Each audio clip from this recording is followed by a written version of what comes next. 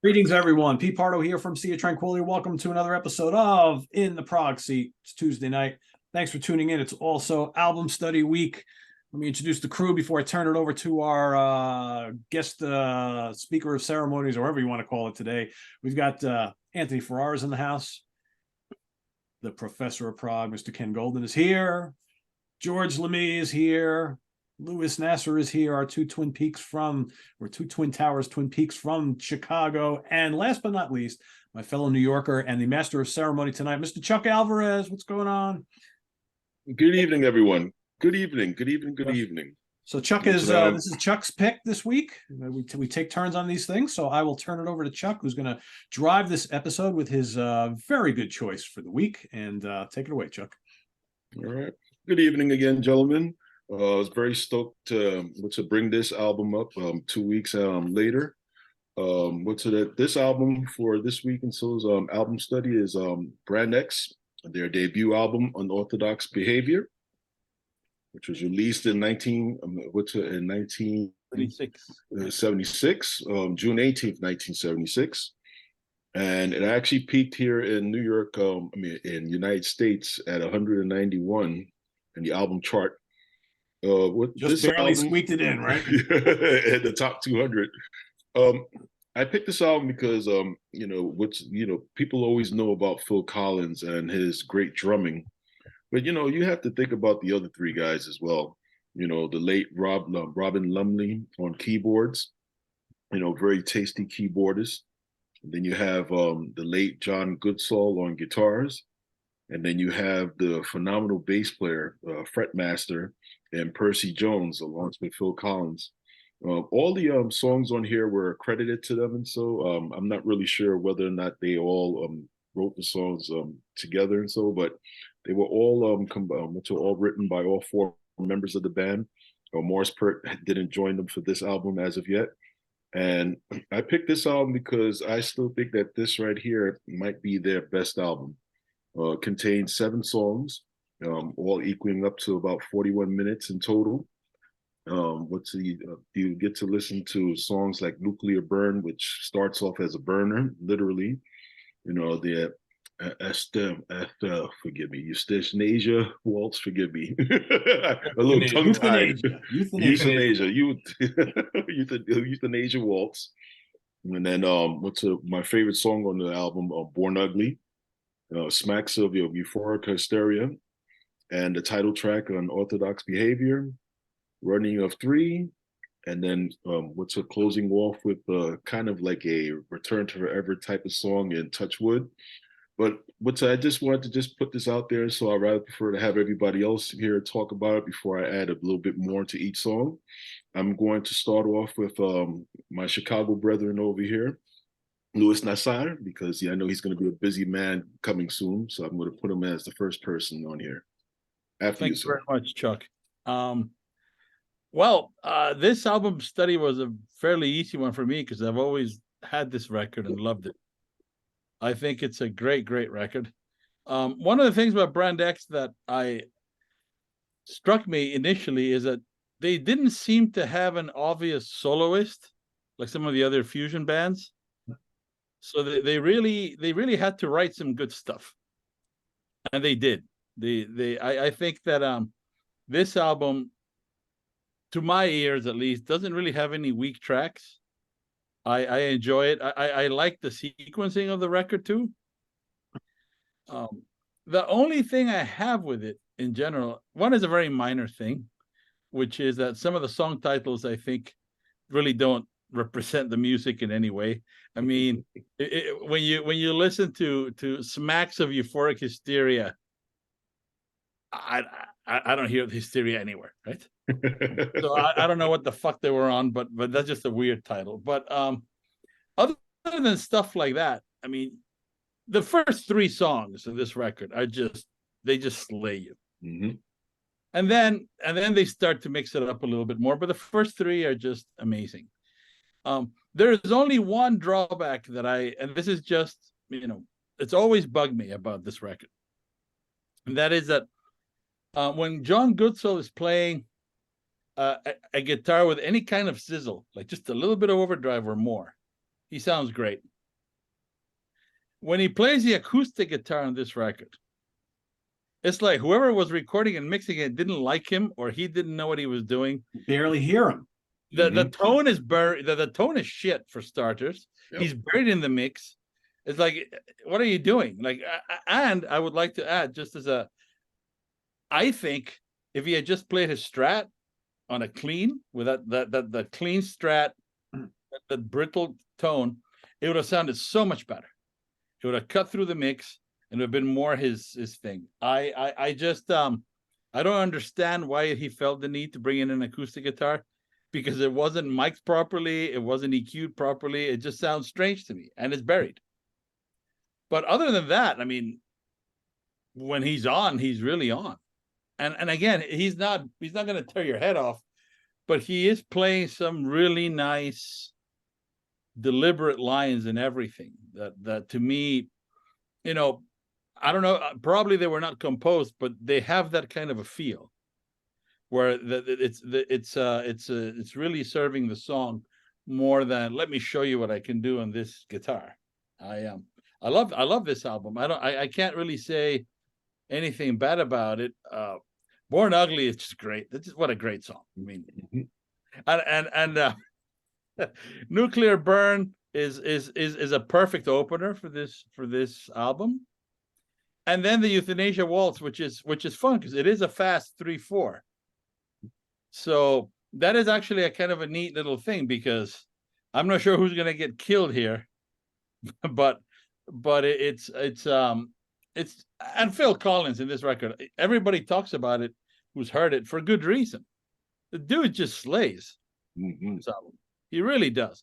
And then when you hear Percy Jones, and you got to remember in 76 he didn't have the Eventide H9. That's what he been using ever since I saw him in the 90s. That little box, that white pedal, that is that has changed his tone completely. But even without that, you can instantly tell it's him. And he's just such a tremendously melodic player. Like a lot of his very lines, distinctive. Yes, but you can also, he plays grooves, but they're also earworms. So that's something I like a lot about it. So between Phil Collins and him, everything is ready. It's all anchored just supremely well. And then Lumley and Goodsall, they just do what they do, and it's amazing. So, and again, it's a lot to do with textures. There's a lot of different keyboard sounds. There's a lot of different things happening. They have vibes. There's a lot of stuff. So it's varied. No two songs sound the same. It's great. So one of my favorites. I would also tend to agree that probably my favorite Brand X album. I just, the one I reach for the most, and it has been for a long time. I like all the other ones, but this one is special. So I love it. I think it was a great choice. I was surprised because I would have imagined it would be more popular than it is, but maybe it isn't that popular. I don't know, but I like it a lot. I really, really do. Whoever made the CD, though, didn't do the customer any favors, because it's a big jewel box and it has a cardboard sleeve with just the cover and no info, right? Nothing. So I don't know what the hell that is, but other than that, I love it. Thank you, Senor Lewis. 10. Yes. Me? Yes, you. So first thing I got to do, I got to address the guy that likes to complain. There's one guy on the internet that likes to complain. And for him, I'm going to hold up the album cover. And I'm also going to show, through digital technology, I'm going to show the cover that way. And you can pick and choose what you like. So it's a magnificent album. I don't think any of us would dispute that this is it's a great, great fusion album. I hadn't listened to it in a while. And man, it was a lot of fun. First of all, it's an incredible recording. It starts out, it opens up Nuclear Burn, which is just an amazing opener. It's like the calling card, because it starts out, you get some of Phil's drums, and then Percy's bass comes in, and it's like a depth charge.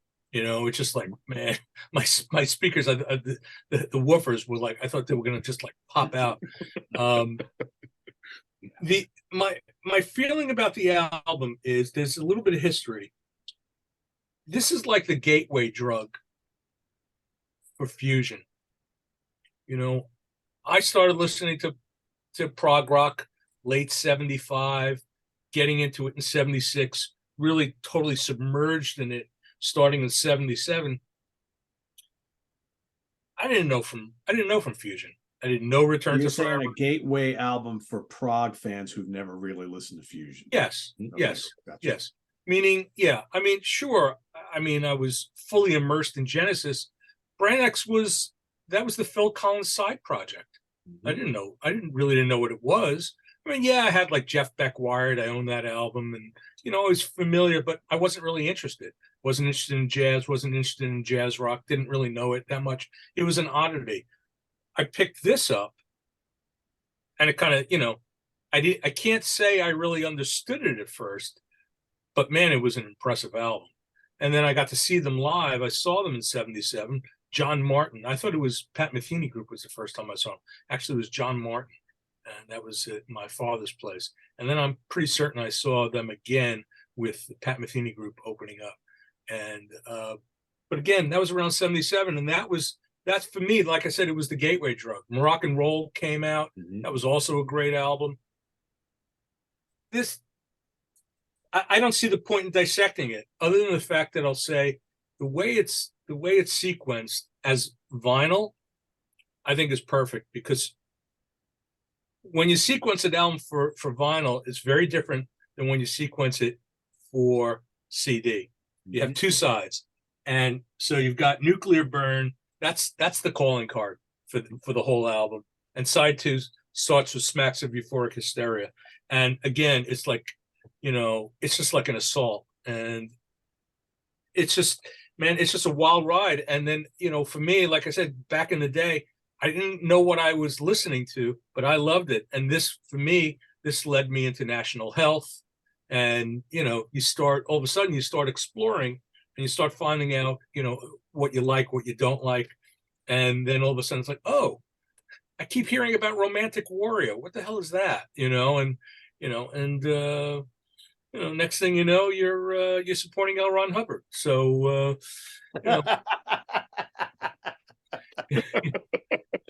but yeah. So I mean, like I said, I think the other thing is also Phil's playing in a way that you don't hear him play with Genesis.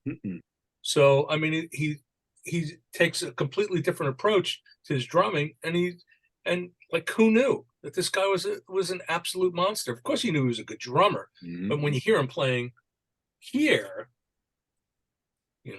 or here, then you're getting another side of Phil's musicianship. And yeah, I mean, I love it. It's a great record. It was a great pick, Chuck, and it was a lot of fun to go listen to it. It was not a chore at all, man. I really got back into it. It really kind of brought me back, like going in a time machine.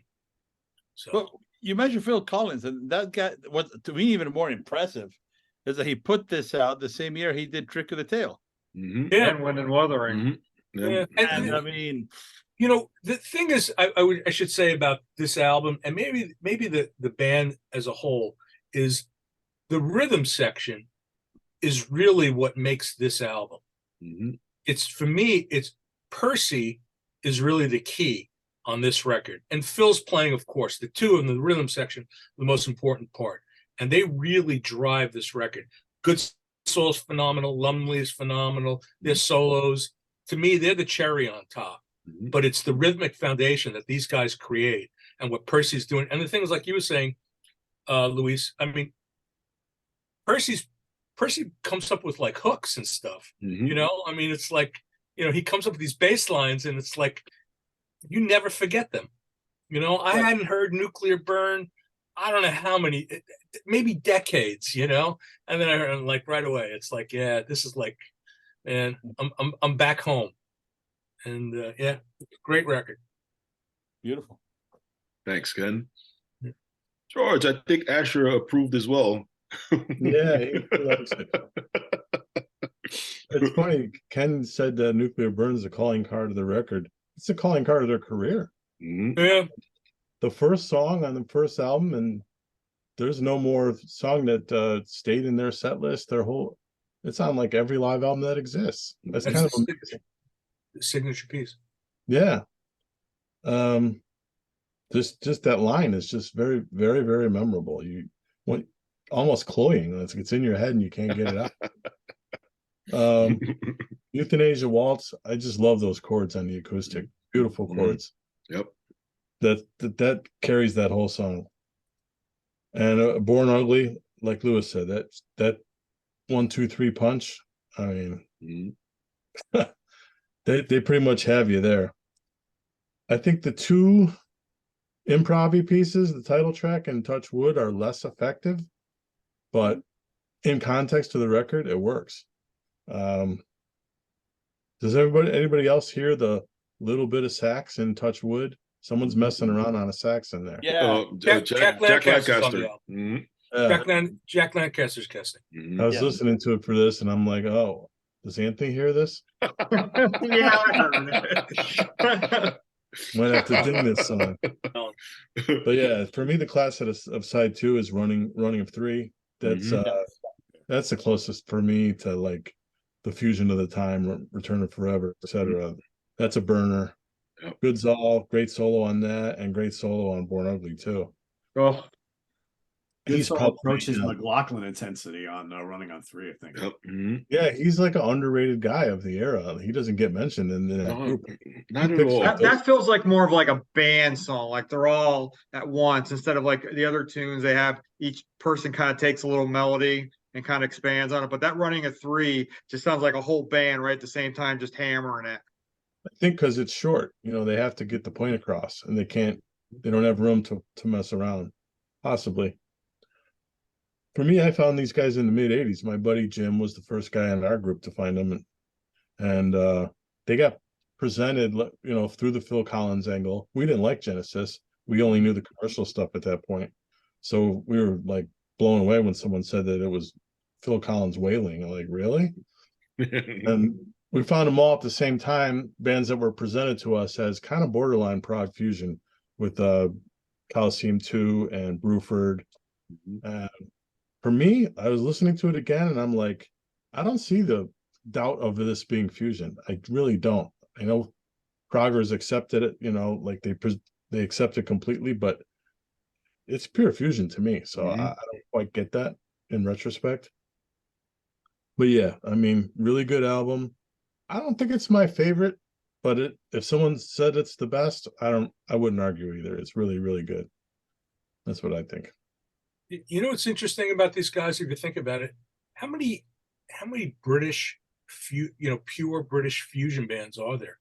There aren't that many. Not that many. It's really an American, fusion jazz rock really is more, you think of it as more of an American creation, so to speak, right? Sure, you had National Health and there were other bands. Hey, even that Visitor 2035 that just popped up, the keyboard player, he's American. That's right. And he drives the bus on that album, right? So that's a damn good record too. Yeah, it's just not, you really would be hard pressed to come up maybe even 5 British jazz rock fusion band, purely jazz rock fusion bands. No, if you want to say Bruford, although Berlin's from the US. Yeah. Hey, look, Mahavishnu, you had McLaughlin was British, but everybody else was American. Actually, no, Jan Hammer was. Well, Jan Hammer, of course, he was Czech. So, Czech. Yeah, but yeah. So again. Oh, and then Billy Colvin was Panamanian. Yeah, that's right. Yeah, Rick Laird was Irish. Yeah, so it's just mutts. You'd really be hard pressed. I mean, there were bands, but you'd really be hard pressed to find another like all English band like that. It's not much. Yeah. But I would argue that Brand X is very much its own thing. Like they do have their own sound. Like Very distinctive. they never really sound like anybody else. That's So that's big also part of that is something that's Percy. great. Yeah. Percy's a big part of that. He's totally unique. Mhm. Yeah. So Chuck, how did they? I know that Percy and Phil played on Brian Eno's album, and then they did the Lancaster and Lumley Marscape. How is that? How they hooked up? I mean, do you know like how the band Yeah. came together? Well, according to according to what I read about Brand X, is that yes, they all were on the John Martin. Forgive me, I think Brand X was actually a vehicle for Good Soul, and I think Bruford was an original member. I think he was jamming with them back So. then, and then I guess that from that point onward, and so like I think Phil Collins came along, because I think that Phil had already played with a couple of the members on Brian Eno's what's it was Another Green World. Yep. And I guess that when they all got back together again, I guess that's when they started to form Brand X.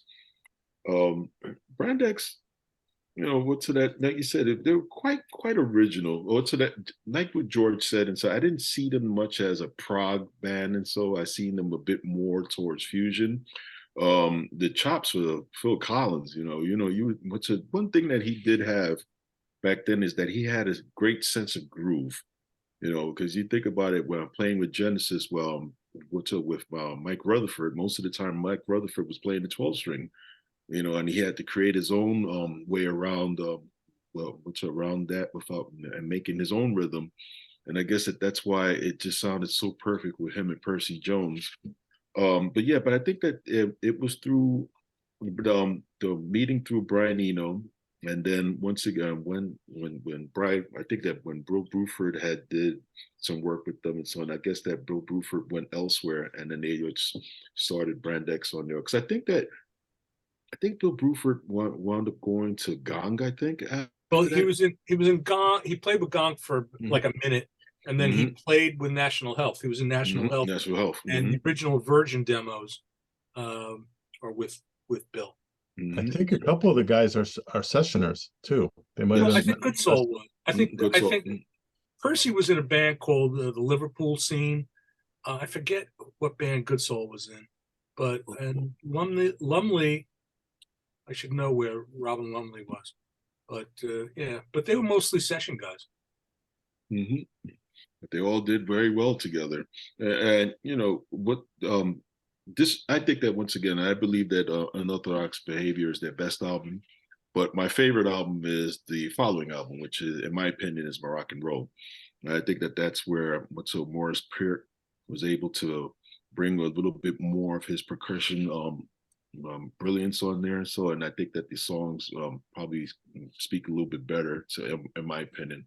And the most underrated is the album with that they did with the drummer on their third album. Thought that album was pretty much underrated as well. Yeah, Mask. Mask. Yep.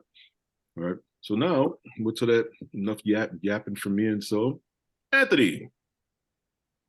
This is an album I purchased probably in the late 90s, as George says, like from a buddy of mine. He says, "Hey, Phil Collins is on this Fusion side project." So I bought it and didn't listen to it for a long time. And then I remember and then I remember just playing it one time and just being blown away by, I mean, as everybody said, Nuclear Burn is just, it's a burner. Now everybody says that might be their ultimate track. For me, it might be Nightmare Patrol live, but that's for another day. Right from the get-go, right out of the gate, you got Phil coming in, and Percy's, signature bass tone, and then Good Soul is just on fire. He's one of my favorite guitar players. Just amazing. Euthanasia Waltz, kind of like, maybe in George's opinion, maybe a little softy. You got it's a little, compared to Nuclear Burn, it's definitely a soft. You got Good Soul playing the acoustic, which is kind of, as Luis said, he's buried in the mix. Now that he's talking about and thinking about listening today, I was like, yeah, he's buried in the mix. Track 3, Born Ugly, thank God I know nothing about. Fantastic. There's a middle breakdown in there that just, I know this is mostly a fusion album, but there's some really prog tendencies in that breakdown. Just atmospheric with Goodsall's guitar and Lumley's keyboard playing is just phenomenal. Boy, what a player he is. I was just thinking about that today when I was listening to it, just how underrated and great player Lumley was. What else are we looking at here? Smacks of Euphoric Hysteria, weird title, lovely, catchy groove with good song guitar again. And then we have the title track, which is more like a Lumley Percy show, where kind of Lumley dominates with his keyboard sound, and Percy on the signature bass. And then you have Running a 3, which is another killer tune, which I feel like is more of like a band song. And then we have the ending with Touch Wood, which is kind of like a little very improv. It kind of reminds me of Providence a little bit, with less noise by King Crimson. So it's a great way to end. It's a great way to end the album. Plus, it's actually the shortest tune on the album too. So I said before when we did the show with Pete back months ago about bands that never topped their debut. I love, like, their first 5 albums are pure gold to me, but this is numero uno. This was a phenomenal debut to top. So great pick, Chuck. I'll tell you one more thing. 1976 was a huge year for Phil. You know, they released Trick of the Tail in February. They released this as a side project in June, and Wind and Wuthering in December. What a busy year for the man. You might have to change you to Progman 1976.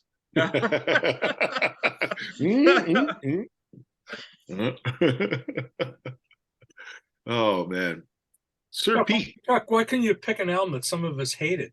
No, because the album that I could have picked, and so no one would have appeared on it. It would have been just Chuck and Pete. And begrudgingly Pete. So I was like, let me just stick with this one over here, because I knew that this was a killer. I said one of the reasons why I really wanted to pick this album is because you look at the health of Phil Collins, knowing that Robin Lumley had just passed earlier in the year, Goodsall had passed away a couple of years ago. I think that for a lot of people that don't know how great Phil Collins was as a drummer, all they have to do is just listen to his stuff from 1975 onward, and you get to see how brilliant this man was during the 70s. He could play his way around a drum kit, man. What's a great sense of groove, and I just wanted to just put this out there for people that don't know about this album. Unorthodox Behavior, man. 1976, Brand X. Pete. Chuck, I also wanted to say that I'm glad I got to see them twice, because Goodsall was. It's sad that he passed away recently, but what a player! What a player! He was amazing, man. And Chris Clark really he replaced Lumley perfectly. I mean, he was the perfect player. Perfect. I got to see them with the 2 keyboard players. When Peter Robinson was in the Peter Robinson. Yeah. So you're basically reiterating the fact that you're much older than us. Yeah. Don't forget it. I mean, it was. They were great. They were a great live band. I got to see him play with Phil at the Bottom Line. Wow. Yeah, a lot of people got to see that. There was some very famous people got to see them play that gig. Yeah, there was an early and a late show. I went to the early show, and the late show, if I remember correctly, was the one that WNEW broadcast. Something happened. I don't remember what happened, but they didn't come out for an encore. So somebody in the audience pissed them off. Wow. Anthony wants the boot. Yeah, but it was. They were awesome. They were just a great band. I missed We got to see them live. I had a chance probably 5 years ago. I don't know. It was on one of their, not the last tour they did, but like the one before that. They actually played in Beacon, New York, at the Town Crier. And I was going to go because it's like 10 minutes from where I live. And the weather was kind of shitty. And I was just like, I'll go see them another time. They play around all the time. And then John dies, and that's that. Right. So, yeah, look how bitter you are now. I know. Regret is a terrible thing. I saw them at Proktoberfest, Chicago, 2016. And they were great, but they were, Percy was still with them for that one. It was good. Sure. Yeah, there's good footage from that was pretty killer. Yeah. Because they filmed it. I mean, Did you just get to see him, George? Yeah, my only time was 92, the next communication tour at China Club. And when they were a trio with Frank Katz. Great show. Yeah. Got to talk to Percy afterwards, and he was like saying his style comes from Charles Mingus. Mhm. This is They an could hear upright it. player? Mhm. And he said, yeah. Wow. Pretty wild. well, he does. He does pluck like that. Yeah. He really does. And So- he uses he hits the strings and lets them ring like that. A lot of upright players do that too. Yeah. I mean, when we have a fretless, that gives it a really nice. Yeah. Growl. Yeah, Percy's quite unique in his bass playing. You can't say that too much for a lot of what's it, post Jocko bass players. You have so many of these bass players that want to sound so much like him. But Percy, first of all, wasn't influenced by him. Percy had always had his own different style. Very similar to another player that played with Phil Collins for a brief time, and Mick Karn. Mick Karn also was very distinctive in his bass playing. I remember they said that there was someone had approached him, I think sometime after Japan had broke up, and they had mentioned, they was like, you sound just like Jocko. He didn't know who the hell they were talking about. And he said, who's Jocko? Isn't Percy playing a fretless on this album? Yes, he plays Yeah. fretless and fretted. Mm-hmm. Yeah, It sounds like to me. Well, they said that he also played the upright on there. The only thing I could hear him playing an upright on is perhaps on Touch Wood, but I'm listening to it. It sounds more like he's playing the fretless on there as well. So just for perspective here, because I think that's probably why Ken was bringing that up. Jocko burst on the scene. Just bear with me a second, guys. Because his first album was with Pat Metheny called Jocko, and that was 1974. So it's not all that, he didn't debut with the Weather Report Black Market till what, 76? Yep. It's right around the same time. So, he really wasn't a name. So it's not like, all these people were trying to be like Jocko yet. Now go ahead to 77 or 78. That's a different story, right? The 80s for sure. But if you listen, 100%, yeah. listen to what Percy was doing with Brian Eno. Yeah. Like Another Green 74. World. I mean, it's just incredible. Yeah. I saw Percy also play with Tunnels at Orion a couple of times Nice. before that unfortunate incident at Nearfest. That's right. I forgot they played at Nearfest. Yeah. But when they were just the trio, Tunnels was a killer fusion band, and Percy Jones was, between him and Frank, the vibe player. My God, not that the drummer was a slouch, but I'm just saying, you could hear that melodic element in his playing, along with it just the fucking nasty grooves. It was wonderful, Still is. I saw him play not too long ago with that weird band, The Pact. The Pact. and he still got it, but he's not really able to do much with it. I don't know if that makes sense. I don't want to talk bad about them, but I'm just saying it doesn't compare to the other stuff. It's just, That's an improv situation, right? Yeah, and I mean, it's not like Percy can't improv, but you just have to have some kind of ground rules, I guess, before you do it. We're getting sidetracked, but yeah, Percy Jones is incredible, and I've had a chance to talk to him a few times. He's also such a very nice, mild-mannered guy. He doesn't walk around like he's Percy Jones.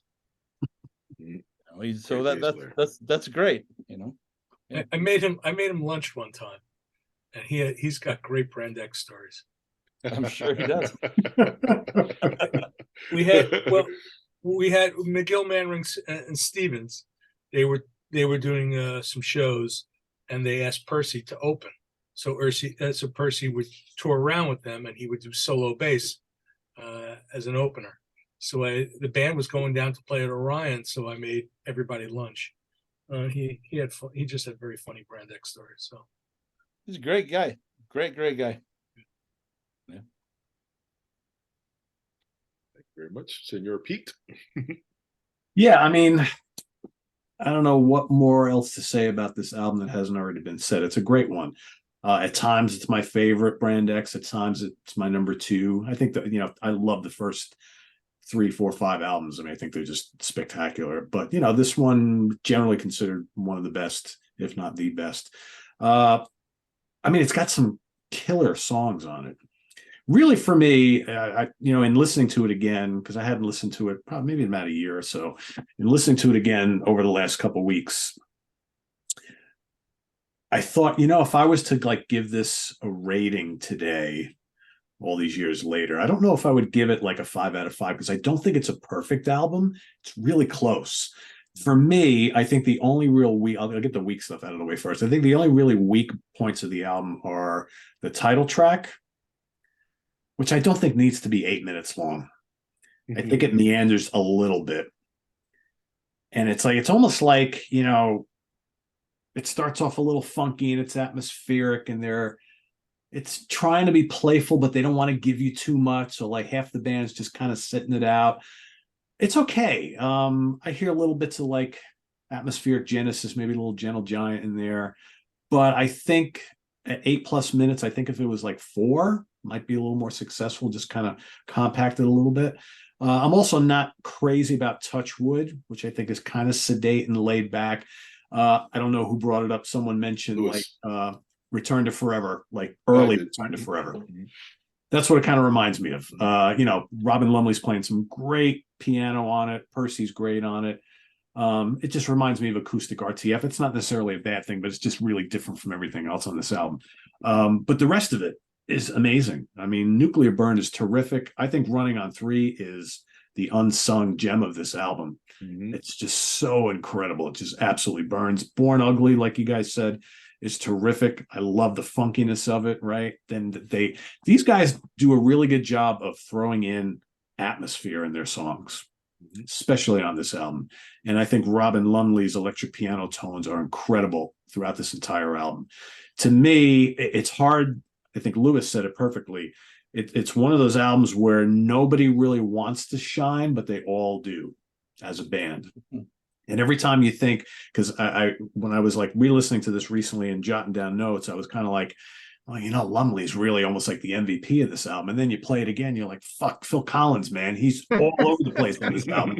And then you listen to it again and you're like, oh my God, that ferocious Good Soul solo in Born Ugly and a couple other places. And then you're like, but Percy Jones is the glue that holds the whole thing together. So really, nobody on this album is like, oh, look at me, look at me, look at me. But they all do it really well together. And if you take any one of them out of there, it's not the same album. So I think it's a terrific album. I think it's a great choice. My couple little nitpicky things about 2 songs notwithstanding, I think it's a dynamite album, possibly their best album, and one of the landmark fusion albums of this era. No questions asked. And their melodies are so infectious. I mean, I've got Born Ugly in my head right now. If you had to compare them, if somebody said, "What does Brand X sound like?" What band would you compare them to? Me speaking in some, anybody. Perhaps Return to Forever. Yeah. That's the without, because when you think about Return to Forever, you have 4 musicians, which are during the Miola period, that just were amazing musicians, even beyond what the guys on Brand X could do. Great soloists, great composers. They all played very well together. But that's the only thing I could think about them. You know why I wouldn't, Chuck? Mm-hmm. Because Return to Forever, because a chick have that little Latin thing throughout their music. That's because that would be my first choice too. But the more you think about it, like they don't have that. I don't know. To me, the new Tony Williams Lifetime, maybe. Maybe. No, because I think that that Tony Williams dominated so much on the drums. His drumming was like truly like out front. And I don't see that with Phil Collins, although you could tell that Phil Collins was influenced by him as well. And Good Soul is very different than Holdsworth. Oh, yes. Yeah. Totally I think if you're going to compare Good Soul to any of these classic fusion guys, it's probably McLaughlin. Yeah. more than anybody else. Yeah. But the thing about Goodsall, you see, what I'm having trouble with all these comparisons, Goodsall is an amazing guitar player, but he's filthy.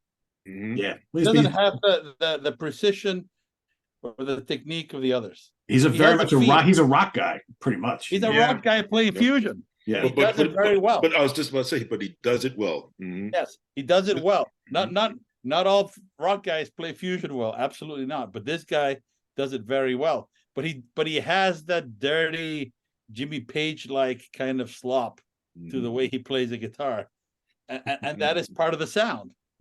That's just the reality. That's just part of the sound. It kind of, but it kind of goes back to what I was saying before about these guys being English, and they're really very English. That's the thing. You listen to a lot of these other bands, like Pete saying, you have a Latin influence. Some of these other, you get like a funk influence. You get that jazz, in a pure jazz influence, and it's very different. These guys are coming at it from a very English perspective. But it's funny because, Ken, if you compare Brand X to some of the other like English fusion acts, like Nucleus and maybe a period of Soft Machine, or you mentioned National Health before. They don't, Brand X doesn't sound like any of them either. Any of them, right? None of them. Not even Caravan. No, none of them. No. Right. Yeah. So For me, the closest sound alike is Sphero, but that's more of a case of Sphero sounding like Brand X. Oh, They yeah. were a little bit later. Yeah. it's interesting to think of other bands being influenced by Brand X. Yeah, but I mean, I actually ripped off something out of Born Ugly, and I threw it in a Sona Sombra song, just a little lick.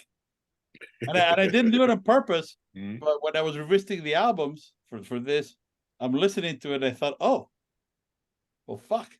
What do you guys? I guess I ripped it off. What do you guys think about like the later ones, like Product? Product? Like you I like like those? Product. I do too. I like Product. I I like love. Product. I know Do They I Hurt like probably Product. gets hammered, but I love Do They Hurt.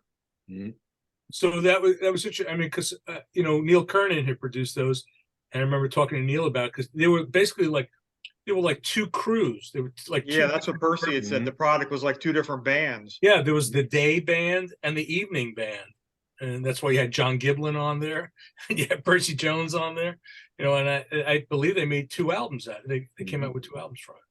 Well, I find them to be good, but not great. spotty. No. Yeah, they're spotty. Yeah, a little mixed bag. Cambodia is a great song, though, Ken. Hmm? Cambodia is a great song. Yeah, no, they were great. They were great too. And it was like what was really cool, and Soda F, the tune in Soda F, that Phil did a big band arrangement when he was on his solo tour. Oh, cool. He did a version of that. He just smokes on that song, man. Not Good Enough. See Me is one of my favorite songs they do. Yes, I love that. yes, yes. I love that song. Well, it'd be really interesting for folks watching who maybe have never listened to Brand X before but are Genesis fans to find out like maybe why they haven't explored Brand X before, or maybe they didn't even know that Phil was such a big part of their early part of their career. So I think I don't know. I would think that a Genesis fan could probably get into this stuff. I would think, right? I think what Ken said is really key. This is if you're really into prog, this is a very natural way to start testing the waters of fusion, because the idiom is still very disciplined. It's very. I realize they're improvising in some parts, but to me, the majority of it sounds very thought out and very composed, much like a prog record. Just like what Anthony said. Yeah, but then they're doing all these crazy chords too, right? They're doing things that you don't normally find in prog. And I think it's a very good way to do it. I know that's how I did it. Luis, back in the day, you go into a record store, all the jazz rock fusion albums, they were in the jazz section. They were in the rock section. You go, So, that's why I was saying it was like for me, this was like the gateway. It was the gateway into fusion. I didn't know from that stuff. Back then, and if you think, George, if you think it's not so popular now, imagine how unpopular it was in 1977. But wasn't it also true that like Weather Report was doing stadium tours? not They- stadiums, but they were They were doing popular. arenas. Mhm. They were They had popular. FM hits. Yeah, I Yeah. mean it's so it got to a point, right? It did. Well, happen. they were pop, but there was a different scene then. I mean, these bands, they would play festivals, Mari Soul, Mahavishnu's Mari Soul Yeah. and stuff, but Weather Report were popular because they had Birdland, so that was they got a lot of airplay from that. But all of these bands, Return to Forever, they were playing theaters. They weren't playing, they weren't playing clubs, and they weren't playing Madison Square Garden. They were, For they, sure. they were playing the 5,000, 3 to 5,000 seaters, I think. Yeah, they're playing the Mhm. Beacon Theater. They were playing in New York City. They were playing the Academy of Music, Palladium. That's where I saw. That's where I saw Return to Forever at the. And MSG was only reserved for Steve Hillage. That's right. Yeah, but yeah, that was He lucked out on that one, man. unbelievable. Yeah. It's a great record. Great Yeah. choice. I don't know. I mean, I was looking at my notes for the Oktoberfest, and you wanna know what were the first 3 songs they played? They kicked off with Nightmare Patrol, they Nice. did the Euthanasia Waltz, and then they played Born Ugly. Mhm. 3 great songs. 3 Yeah, killer Nightmare songs, Patrol man. live is amazing. I mean, That was never on a studio record. That was only ever played live. so that's Yep. how they started. That was the first 3. That Malaga Virgin was a great tune. Yeah, that's another good one too. Oh, that's my favorite Brand X. That's song another. right That's there. another Mhm. burner by Good Soul. So I put the album on. I didn't want to start dissecting it. There's so much history with this record, and how important this record is, at least for me. That just as a whole, I was thinking about it within the context of my, my growth as a listener for this stuff. I mean, I don't, there's not a weak track on the album, so I didn't see the point of taking notes on who's playing what on, on this track.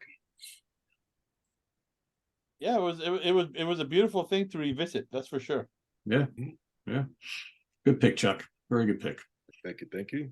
Who's our next picker here? That'd be me. You know what we're doing? Well, there might be a wrinkle in that. So There's been a lot of discussion behind the scenes today between George and myself. I had something picked, and a possibility exists to get a guy from the band, but that won't work in my time frame. So somebody might be skipping me, and we'll do mine later. Yes. So George's pick, which is a very good one. We can definitely get one of the guys from the band to be on the show. He's already confirmed with me. Problem is, he's out on tour right now till just after Thanksgiving. I won't say any more. Wow. You smart folks watching could probably figure it out. Mhm. But yeah, so more to come on that. So who would be after George? Because what we'll do is we'll swap. Lewis, is it you, Lewis? Uh, I don't remember. I Who only went- I Lewis only or do Chad, what they maybe? tell me. Very much mind crime. could be Chad. Chad? Oh, it might Could be be, Chad. Chad was, and then I followed him. That's right. It would be Chad's Chad. last pick was Grace Under Pressure by Rush. So yeah, he would. Yeah. Yeah. Correct. Well, he's still pissed off at me that I missed that one.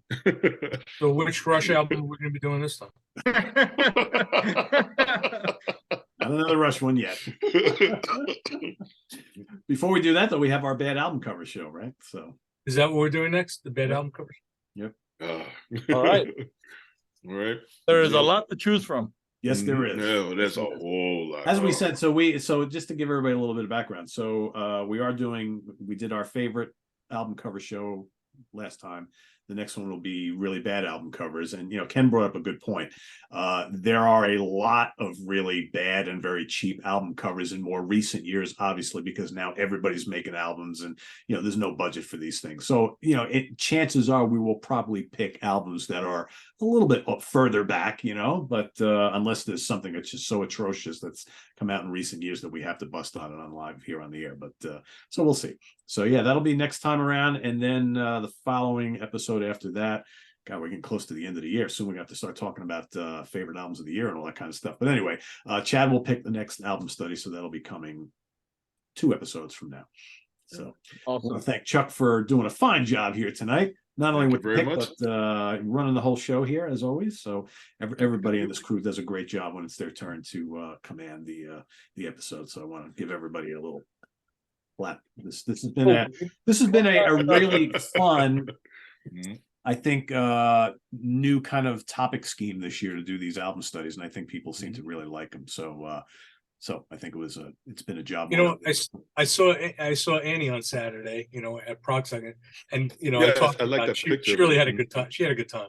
You did okay. That's good. Yeah, That's She's good. adorable, man. Yeah. Absolutely. That was fun. That was a fun episode. Yeah. We'll have more. I think trying to get special guests from the bands that we're doing the album study on, if we can make it happen, is a good thing. And like I said, we had Derek Shulman, but something came up with him. We will do that again. We will get Derek Shulman back on here to talk about a Gentle Giant album at some point, probably in 2024. So we'll circle back on another Gentle Giant album. So till next time, everybody, visit us on the web at www.seatranquility.org. We're on Facebook. We're on YouTube all together. All the damn time. Please subscribe if you haven't already and click on that notification bell so you get alert of all of our content as it posts. And please do hit the like button before you leave. Also down below, we got the links to our Ko-Fi page for channel donations, our merch page, and our Cameo page. Thanks for your support for all that stuff. Please let us know what you think of Brand X Unorthodox Behavior down in the comments below. And if you've never listened to it before, and you've been listening to us for the last hour, go check it out, come back, and let us know what you think. That is your assignment for today. Till next time, start collecting the album covers that really suck. That's what we're doing next time. So in 2 weeks, we'll see you back here on In the Prog Seat. For Louis Nasser, Chuck Alvarez, Ken Golden, George Lemie, and Anthony Ferrara, Ryan P. Pardo. See you real soon, guys. Take care. Have a good one. Cheers.